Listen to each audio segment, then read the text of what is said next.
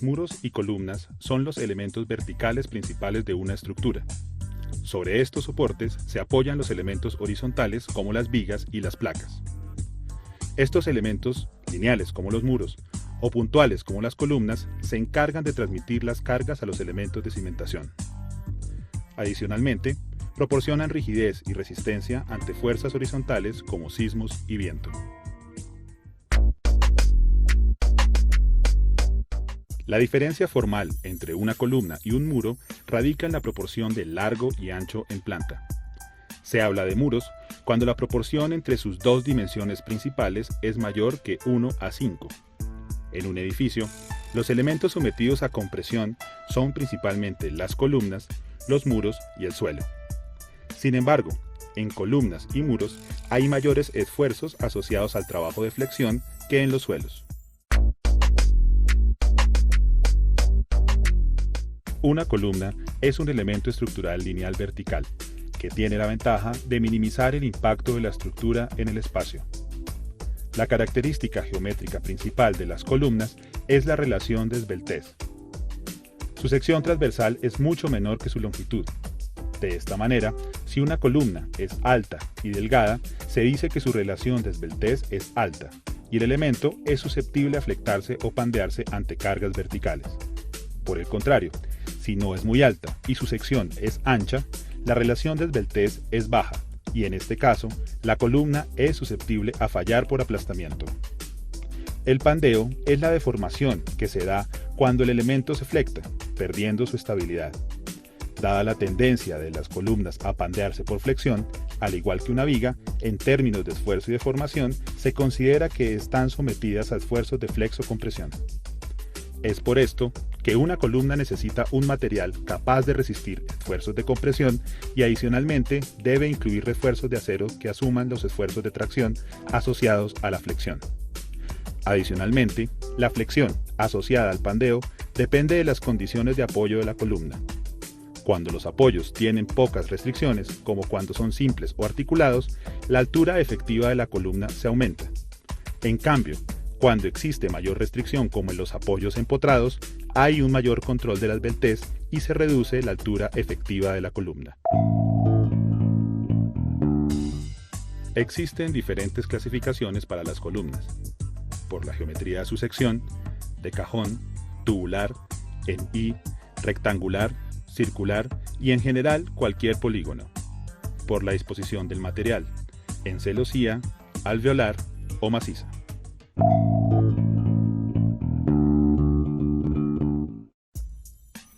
El área de la sección de una columna depende de la carga aplicada y de su relación de esbeltez.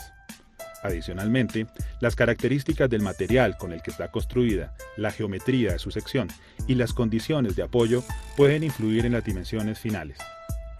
Por otro lado, las columnas pueden tener mayor o menor grado de responsabilidad en el manejo de cargas horizontales cuando la estructura cuenta además con muros de cortante. Con esto es posible reducir la sección de las columnas.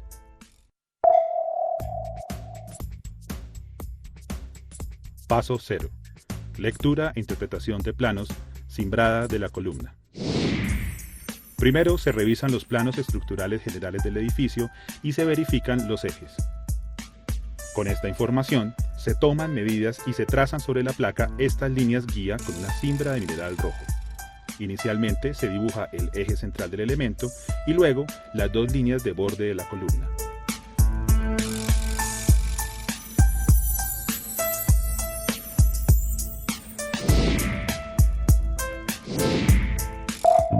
Paso 1. Armado de refuerzos.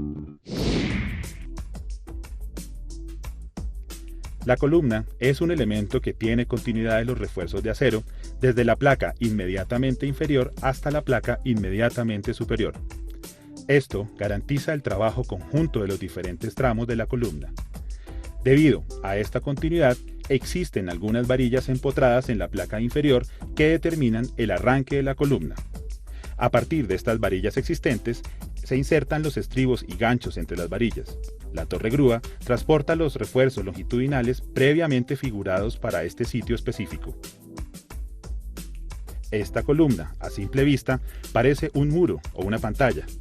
Sin embargo, está compuesta internamente por dos columnas cuadradas y un centro con menos densidad de refuerzos. En los planos de detalle se verifican las medidas entre los estribos. El maestro corrobora el número de refuerzos de acuerdo con los planos y autoriza que los operarios empiecen a insertar los estribos entre las varillas y después los ganchos. Al llegar a la altura máxima que permite armar refuerzos desde el piso, se ubican listones de madera o planchones más arriba para poder continuar con el proceso. Se verifican los plomos para que coincidan con el trazo inicial que se hizo con la cimbra. Así, se comprueba la verticalidad del refuerzo. Por último, se hacen los traslapos de varillas verticales para continuar con la columna en el piso siguiente. Retiran los listones provisionales, se aplica soldadura en las uniones y se continúa con el siguiente paso. Paso 2. Ubicación de formaletas laterales.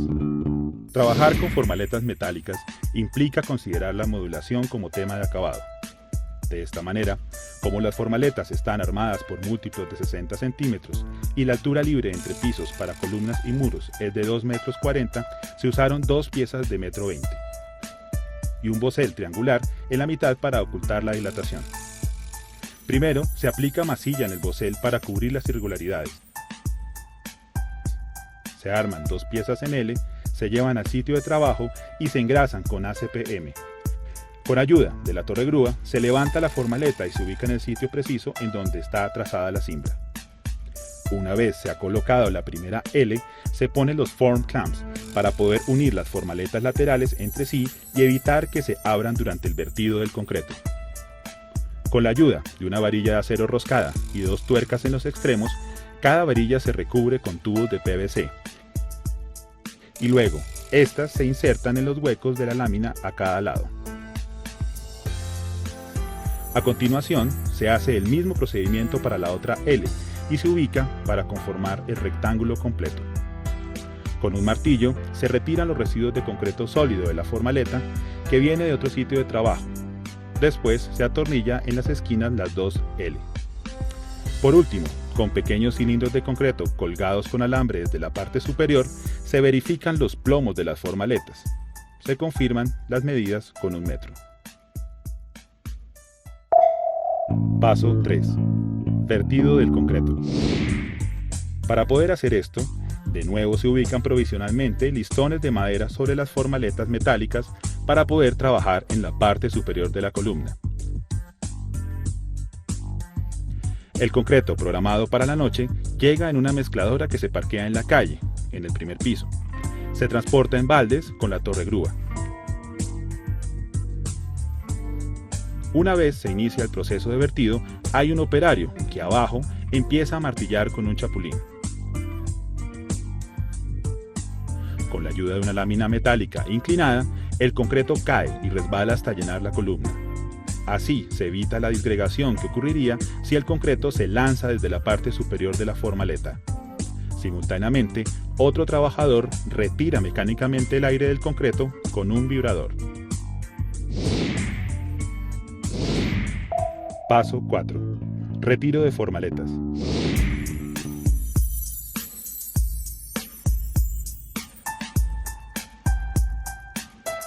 Primero se retira los form clamps que amarran las formaletas laterales entre sí.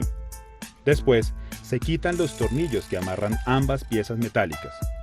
Luego, estas se golpean en la base y por último se engancha cada formaleta con la torre grúa y se desprende. Cuando se retira la primera formaleta, maestros e inspectores revisan el acabado final de la columna pantalla. Después, quitan la última con la ayuda de una pala. Vale la pena comparar el aspecto de la columna minutos después de retirar las formaletas respecto a la que se encuentra al lado, que tiene algunos días adicionales de secado. Quedan listas las varillas verticales para hacer la siguiente columna del piso posterior. A partir de este momento, se debe iniciar el proceso de curado y protección del concreto durante 28 días para garantizar su resistencia.